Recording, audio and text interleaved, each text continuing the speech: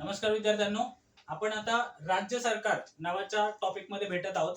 सगळ्यात पहिलं हा जो टॉपिक आहे तो येणारी जी तुमची कंबाईनची मुख्य परीक्षा आहे ग्रुप सी ची, त्याच्यामध्ये हा स्पेसिफिकली मेन्शन केलेला टॉपिक आहे.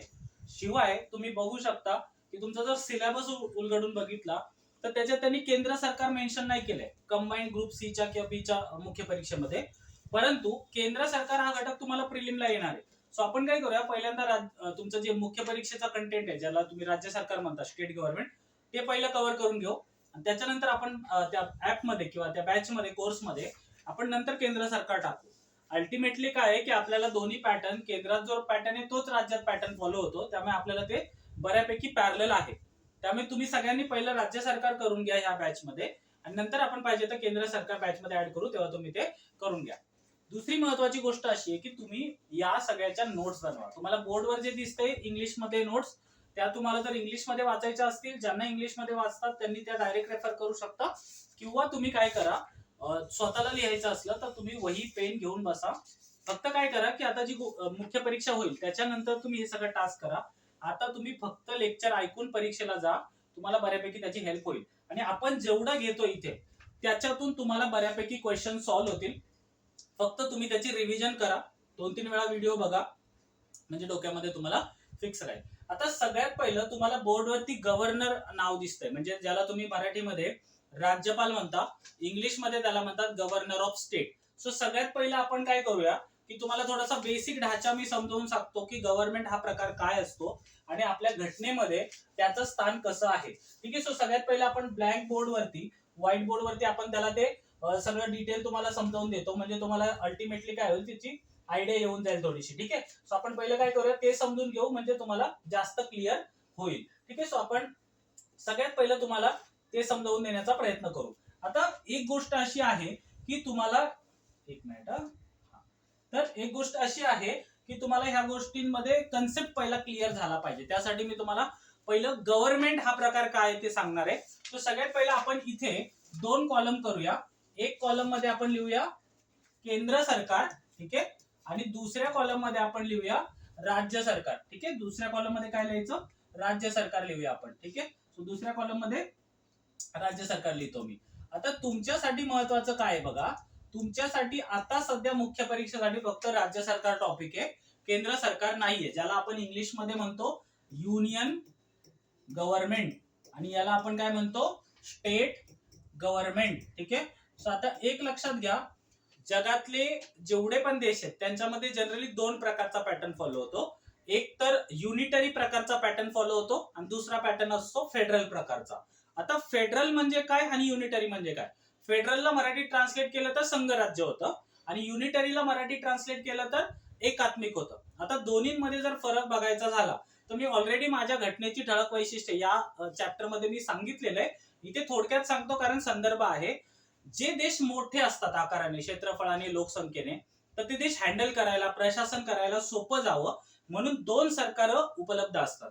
आणि ज्या देशाच्या सरकारांमध्ये 2 प्रकारची सरकारं शासन चालवत असतात, म्हणजे अर्थात केंद्र सरकार आणि राज्य सरकार, त्या प्रकारच्या देशाच्या व्यवस्थेला संघराज्य व्यवस्था म्हणतात, फेडरल सिस्टीम म्हणतात. आणि ज्या देशामध्ये फक्त एकच सरकार असतं, म्हणजे केंद्र सरकार असतं, किंवा केंद्र सरकार हे खूप जास्त स्ट्रॉंग असतं, त्याला म्हणायचं युनिटरी किंवा एकात्मिक गव्हर्नमेंट किंवा शासन प्रणाली. आता भारत सरकारची ज्यावेळेस घटना लिहायची प्रक्रिया चालू होती त्यावेळेस असं झालं की मग कोणती प्रणाली घ्यायची, तर आपल्या घटनाकारांनी काय विचार केला की सामान्य परिस्थितीमध्ये देशात फेडरल सिस्टीम चालू झाली पाहिजे. नॉर्मली आपल्या देशात सामान्यतः कोणती पद्धत फॉलो केली जाते, संघराज्य पद्धती, म्हणजे केंद्र सरकार आणि राज्य सरकार हे एकाच वेळी अस्तित्वात असतात किंवा त्यांचं सह अस्तित्व असतं, को एक्झिस्टन्स असतं. परंतु आणीबाणी सारखी जेव्हा परिस्थिती आपल्या इथं उद्भवते त्यावेळेस राज्य सरकारांच्या हातातून सगळे पॉवर काढून घेतले जातात आणि केंद्र सरकार ऑल पॉवरफुल होते. म्हणजे इमॅजिन करा, भारत हा असा युनिक फीचर दाखवतो की दोन्ही प्रकारचे पॅटर्न आपल्या इथं फॉलो होतात. नॉर्मल परिस्थितीमध्ये आपण फेडरल सिस्टीम फॉलो करतो, म्हणजे आपल्या इथं केंद्र सरकार पण असतं आणि राज्य सरकार पण असतं.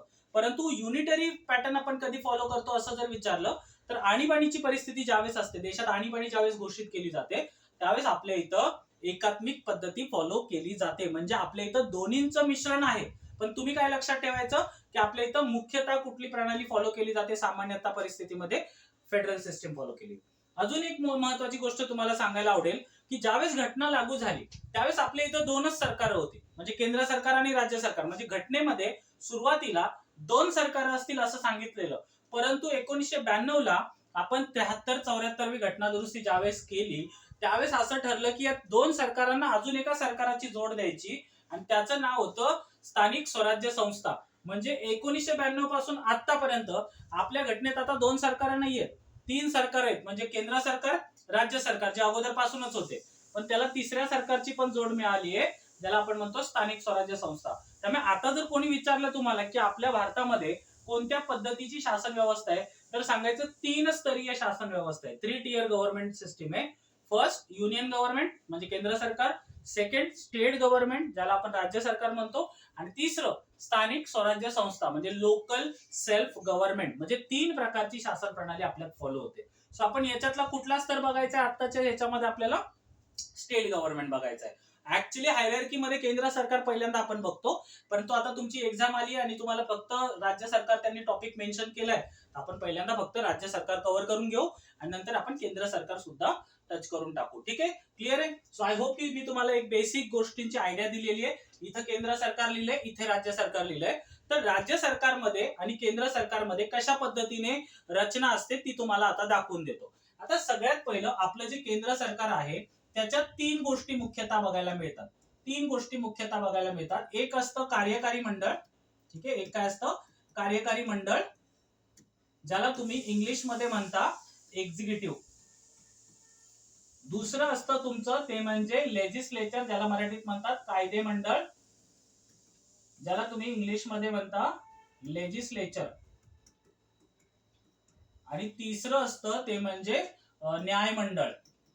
सो आपलं सरकार या तीन स्तरावर आधारलेलं असतं, ज्याला तुम्ही इंग्लिश मध्ये म्हणता ज्युडिशियरी. काय म्हणायचं?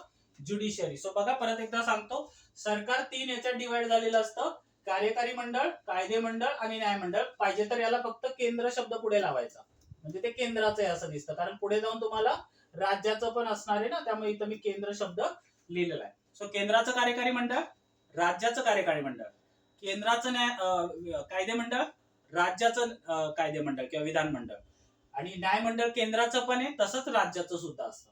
आता याच्यात कोण कोण येतं हे खूप इंटरेस्टिंग आहे. तुम्ही याच्यात कोण कोण येतं मी तुम्हाला याच्यामध्ये पेन चेंज करून पाहिजे तर आपण दाखवूया इथे. सगळ्यात पहिले याच्यामध्ये कोणाचं नाव येणार आहे, तर सगळ्यात पहिले याचं नाव येतं ते म्हणजे राष्ट्रपती, आपल्या देशाचं सर्वोच्च पद. ठीक आहे, सो सगळ्यात पहिलं कार्यकारी मंडळामध्ये कोण येतं? राष्ट्रपती, ज्याला इंग्लिश मध्ये प्रेसिडेंट ऑफ इंडिया म्हणतो. त्याच्यानंतर याच्यात 2 नंबरला येतं ते म्हणजे उपराष्ट्रपती. ठीक आहे, 2 नंबरला कोण येतं? उपराष्ट्रपती. त्याच्यानंतर सगळ्यात महत्वाचं पद आपल्या देशाचं ते म्हणजे प्रधानमंत्री. ठीक आहे, सगळ्यात महत्वाचं पद म्हणजे प्रधानमंत्री, ज्याला इंग्लिश मध्ये आपण म्हणतो प्राईम मिनिस्टर ऑफ इंडिया. त्याच्यानंतर याच्या जोडीला मदत करण्यासाठी कोण दिलेलं असतं? त्यांचे मंत्रिमंडळ असतं. ठीक आहे, सो इथं 4थ्या नंबरला मी लिहिणार आहे मंत्री परिषद किंवा मंत्री मंडळ. तुम्ही कसंही लिहा, काही हरकत नाहीये. इंग्लिश मध्ये त्याला म्हणतात काउन्सिल ऑफ मिनिस्टर्स. आणि लास्ट या सगळ्यांना एक वकिली ऍडवाइस देणारा माणूस असतो, त्याचं नाव असतं महान्यायवादी. त्याचं नाव काय असतं? महान्यायवादी. इंग्लिश मध्ये त्याला म्हणायचं अटॉर्नी जनरल ऑफ इंडिया. ठीक आहे, सो मी परत रिपीट करतो: president, vice president, PM, council of minister, attorney general, ज्याला राष्ट्रपती, उपराष्ट्रपती, पंतप्रधान, मंत्री परिषद किंवा मंत्रिमंडळ आणि महान्यायवादी असे 5 लोक मिळून तुमचं काय म्हणतंय? कार्यकारी मंडळ, एक्झिक्युटिव्ह. आणि म्हणून तुम्हाला परीक्षेला असाही प्रश्न येऊ शकतो की केंद्रीय कार्यकारी मंडळात कोणाकोणाचा समावेश होतो, तर ह्या 5 लोकांची नावं घ्यायची. आता असाच पॅटर्न राज्यात असतो. सो आपण पॅरलल याच्यामध्ये राज्याचं सुद्धा लिहिण्याचा प्रयत्न करूया की राज्याचा पॅटर्न कसा असतो. सो राज्यामध्ये पण तुम्हाला सांगायला आवडेल की अशाच 3 बॉडी असतात. सगळ्यात पहिली बॉडी कोणती असणार? कार्यकारी मंडळ इथे पण असणार, ज्याला तुम्ही एक्झिक्युटिव्ह म्हणत होते. दुसरं इथे तुमचं असणारे कायदे मंडळ, ज्याला आपण राज्याच्या केसमध्ये मोस्टली विधिमंडळ म्हणतो, म्हणून मी इथं विधिमंडळ लिहितो. या कधी कधी तुम्हाला बघायला मिळेल शब्द विधानमंडळ. ठीक आहे, सो मी हा शब्द इथे वापरतो. त्याच्यानंतर इकडे नेहमीप्रमाणे न्यायमंडळ शब्द असतो, तो इथे न्यायमंडळ. ठीक आहे, हा शब्द इथे लिहितो. आता आपल्याला इंटरेस्टिंगली काय बघायचंय, इथे कार्यकारी मंडळ कोणाचं आहे? हे राज्याचं आहे, त्यामुळे इथे राज्य शब्द आला पाहिजे. इथे राज्य विधानमंडळ, इथे राज्य न्यायमंडळ. ठीक आहे, आता सगळ्यात पहिले याच्यात कोणाकोणाचा समावेश होतो आपण कंपॅरिझन करूया. आपण कंपॅरिझन करताना तुम्हाला असं दिसेल की तिकडे जे आहेत तेच इथे येतात, त्याच्यात काही चेंजेस होतात. जसं की इकडे तुमचे राष्ट्रपती आहेत, इकडे तुमचं ते पद कोण भूषवतं? राज्यपाल. ठीक आहे. सो आता जे आपण बोलणार आहे ना राज्यपाल, ते इथे बसतात आहे. ठीक आहे. So governor of state. आता राज्यपाल हा राज्याचा प्रमुख असतो, राष्ट्रपती हा देशाचा प्रमुख असतो. आता इथे उपराष्ट्रपती जे पद आहे ना ते थोडंसं प्रॉब्लेम आहे. उपराष्ट्रपती पद इकडे तुम्हाला बघायला मिळत नाही. इकडे ते पद उपराज्यपाल म्हणून नसतं, त्यामुळे हे पद इथे वेकंट असतं. डिरेक्टली आपण बघायचं ते म्हणजे प्रधानमंत्री जे पद इथे आहे ते तुमचं इकडे कोणतं पद असतं? मुख्यमंत्री. Very important. ज्याला तुम्ही सीएम म्हणता, चीफ मिनिस्टर, ते मुख्यमंत्री पद इथं आहे. त्याच्यानंतर त्याची मंत्री परिषद आहे, पण ही केंद्राची मंत्री परिषद आहे. ही कोण असते? राज्याची मंत्री परिषद. ठीक आहे. आणि त्याच्यानंतर शेवटी तुमचा इथे महान्यायवादी आहे, अटॉर्नी जनरल ऑफ इंडिया. इथे तुमचा तसाच एक माणूस असतो, त्याचं नाव आहे राज्याचा महाधिवक्ता. ठीक आहे. सो याला म्हणायचं महाधिवक्ता. इंग्लिश मध्ये याला अटॉर्नी जनरल म्हणतात, इंग्लिश मध्ये याला म्हणायचं ऍडव्होकेट जनरल. याला काय म्हणायचं? Advocate general. सो अशा पद्धतीने तुमचं कार्यकारी मंडळ व्यवस्थितरित्या आपण सांगण्यात आलेलं आहे. सो केंद्रीय कार्यकारी मंडळ आणि राज्याचं कार्यकारी मंडळ मी तुम्हाला एकाच वेळेस सांगितलंय. एक लकी काय आहे आपल्याला की इथं उपराष्ट्रपती जो एक्स्ट्रा चॅप्टर आपण स्टडी करत होतो केंद्रामध्ये, तो आपण इकडे स्टडी करत नाही. इकडे तुम्हाला डायरेक्ट राज्यपाल आणि मुख्यमंत्री आहे. ठीक आहे. क्लिअर आहे? फाईन. त्याच्यानंतर कायदे मंडळ म्हणजे काय? तर इकडे कायदे मंडळ हा जो प्रकार आहे तो कायदे मंडळ प्रकारला केंद्रामध्ये म्हणतात संसद. केंद्रामध्ये काय म्हणायचं? संसद. म्हणजे कार्यकारी मंडळ काय करतं, तर जे कायदे तुमची संसद बनवते ते कायदे अंमलबजावणी काम करतं. अंमलबजावणीला इंग्लिश मध्ये म्हणतात एक्झिक्युटिव्ह, म्हणून इथे शब्द आहे बघा.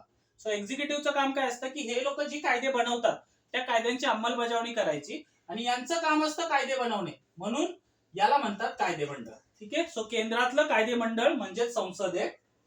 मग मला सांगा तिकडे संसद आहे तर इकडे काय असणार आहे? इकडे राज्याचं विधानमंडळ असतं. सो याला काय म्हणायचं?